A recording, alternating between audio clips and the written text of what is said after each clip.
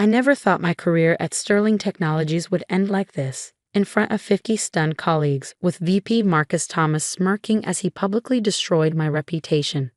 But sometimes life's lowest moments become our greatest opportunities. I just didn't know it yet. My name is Sarah Chen, and this is how I turned a humiliating firing into the greatest corporate checkmate of my career. The morning started like any other Tuesday at Sterling's gleaming downtown headquarters. I arrived early, as usual, laptop tucked under my arm, green tea in hand. The security guard, Joe, gave me his usual warm smile. "Another early start, Ms. Chen?" he asked, scanning my badge. "You know me, Joe. Early bird gets the worm." I smiled back, not knowing these would be my last normal moments in the building I'd called home for 5 years. The first sign something was wrong came when I noticed Jenny from HR hovering near my desk, pretending to be fascinated by something on her phone. Jenny never came to our floor unless something was happening, usually something bad. "Morning, Jenny," I said carefully, setting down my tea. "Everything okay?" She jumped slightly, guilty eyes meeting mine. "Oh, Sarah, yes, everything's. There's a mandatory team meeting in conference room at 9. Don't be late."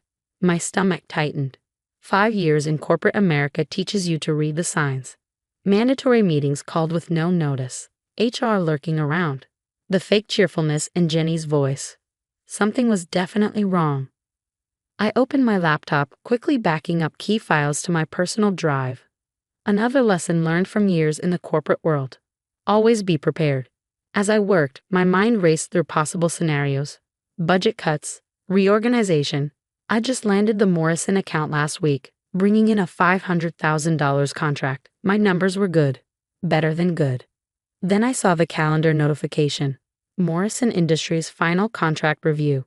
Tomorrow, 2 p.m., the $2 million expansion deal I've been nurturing for months. Everything clicked into place. Marcus Thomas, our recently appointed VP of Sales, had been gunning for my clients since he arrived 6 months ago, especially Morrison Industries. Too important for a regular account manager, he'd said in our first meeting, eyes dismissing me entirely. "We need someone with more executive presence." I'd seen his type before, the kind of manager who built their career by taking credit for others' work. But Marcus was especially skilled at it. In 6 months, he'd managed to get his name on 3 major deals he had nothing to do with. Now he wanted Morrison Industries, my biggest potential client. At exactly 9 a.m., I walked into conference room, head held high. The room was packed, every sales team member present, along with key executives. Marcus stood at the front, his expensive suit and carefully styled hair screaming corporate success. Next to him, looking uncomfortable, was our CEO, David Patterson. "Ah, Sarah, so glad you could join us," Marcus said, his smile never reaching his eyes. "We were just discussing some concerning developments." I took my seat, noting how my colleagues avoided eye contact. They knew what was coming, probably had for days. "It has come to our attention," Marcus continued, pacing like a prosecutor delivering his opening statement, "that there have been serious irregularities in some of our key accounts. Specifically, the Morrison Industries account." My heart raced, but I kept my face neutral. 5 years of poker nights with my brother were about to pay off. "We've discovered," he paused for dramatic effect, "that someone has been falsifying client communications, making unauthorized promises, and potentially putting Sterling Technologies at risk of losing millions." The room was silent. I could hear the air conditioning humming overhead. "Sarah Chen," he pointed at me, voice dripping with fake regret. "You're being terminated for gross incompetence and ethical violations. Security will escort you out." I saw 2 security guards I didn't recognize enter the room. Not Joe, of course not. Joe knew me too well.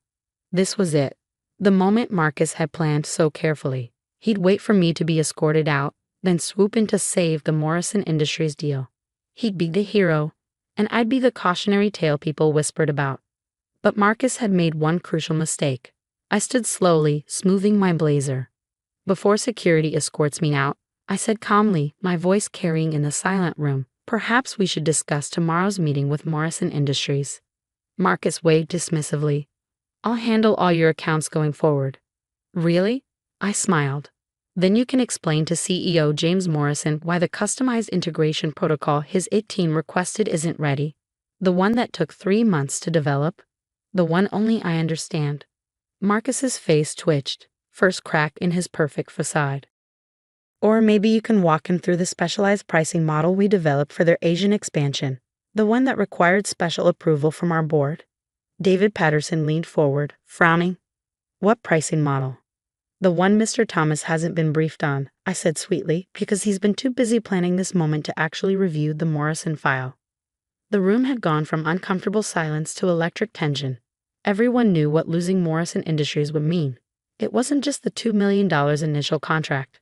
It was the potential $20 million in business over the next 5 years. This is ridiculous, Marcus sputtered. Security, remove her. Mr. Patterson, I turned to our CEO, ignoring Marcus completely. Would you like to explain to the board why we lost Morrison Industries? Or should we take a closer look at exactly what's been happening here? David Patterson had been CEO for 15 years for a reason. He could smell a disaster coming. Guards, wait outside, he ordered.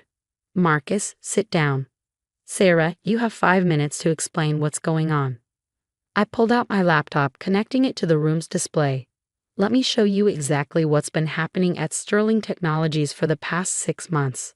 As I pulled up document after document, email after email, Marcus's face went from red to white. He hadn't expected this. He thought I'd cry, make a scene, be escorted out in shame. He didn't know that for the past 6 months, I'd been documenting everything. Every changed meeting time he hadn't informed me about. Every email he'd accidentally left me off of. Every client communication he tried to intercept. And most importantly, every single detail of the Morrison Industries deal that he couldn't possibly understand in time for tomorrow's meeting. But this was just the beginning.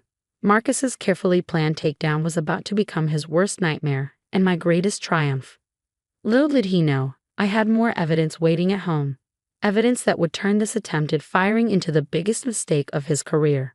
That night, sitting in my home office surrounded by 5 years' worth of documentation, I smiled at my computer screen. While Marcus had been plotting my downfall, I'd been building something much more powerful. The truth. My phone buzzed. A text from Jenny in HR. Sarah, I'm so sorry. I wanted to warn you. The things Marcus is saying about you now. I could imagine. People like Marcus Thomas didn't take public humiliation well. He'd be in damage control mode, trying to salvage his reputation by destroying mine even further. But I'd expected this. It's okay, Jenny, I texted back. Just keep documenting everything he says. Like we discussed. Jenny had been my silent ally for months. After witnessing Marcus take credit for Angela's project in marketing, leading to her quiet resignation, Jenny had approached me with concerns about his pattern of behavior. Together, we created a paper trail that would prove invaluable. My laptop pinged with an email notification from James Morrison himself. Sarah, heard some disturbing rumors about changes at Sterling. Call me ASAP. Perfect. Marcus's plan was already backfiring. He thought he could simply step into my client relationships, not understanding that in high-level corporate sales, trust and knowledge were everything. I dialed James's number, which he answered on the first ring. Sarah, what the hell is going on over there? I just got a call from some VP trying to reschedule tomorrow's meeting, saying you're no longer with the company. Mr. Morrison, I replied calmly, I think we need to have a conversation about Sterling Technologies' future and your company's place in it. I'm listening. Not over the phone. Can you meet me at the Capitol Grill in an hour? Make it 30 minutes. As I changed into my best suit, I thought about the path that had led here. Marcus wasn't the first corporate predator I'd encountered, just the most ambitious. In my 15-year career, I'd learned that people like him counted on others being too afraid, too nice, or too unprepared to fight back.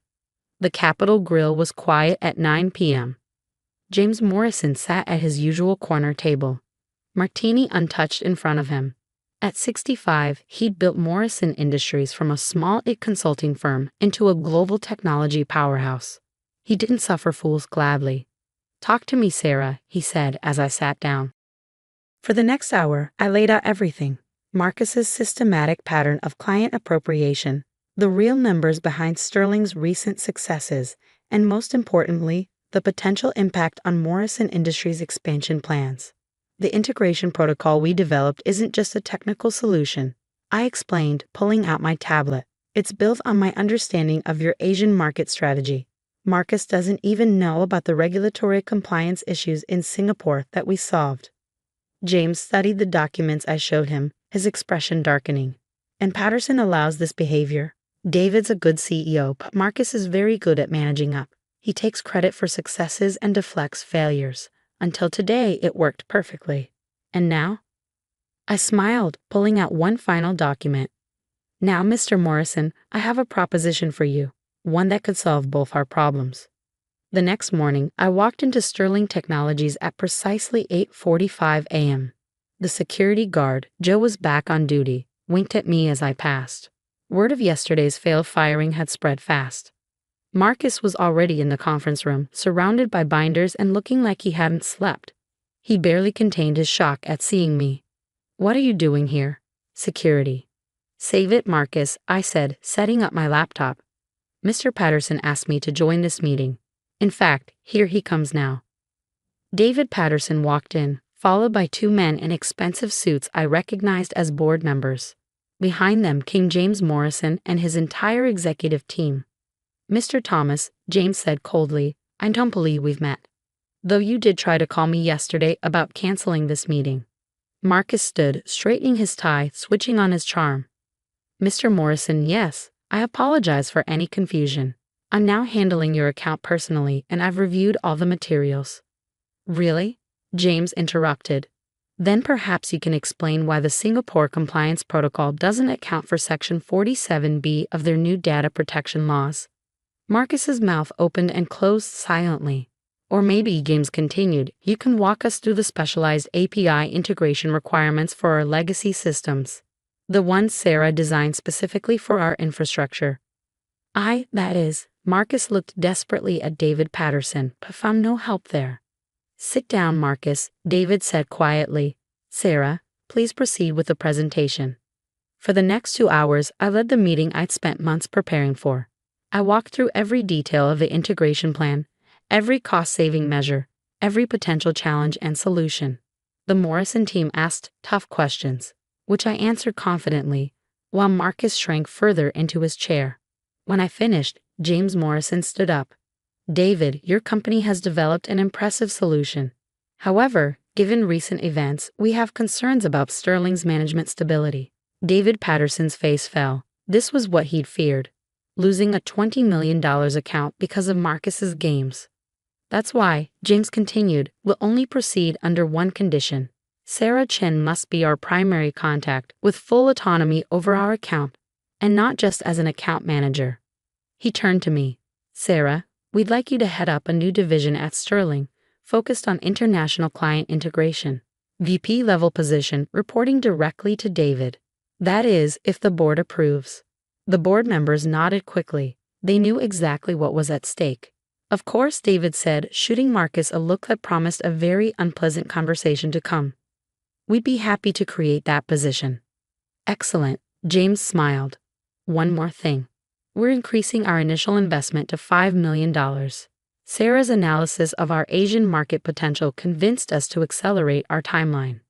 As the meeting wrapped up, Marcus tried to slip out quietly. "Oh, Mr. Thomas," James called after him. "A word of advice. In the future, when you try to take credit for someone else's work, make sure you at least understand what that work entails."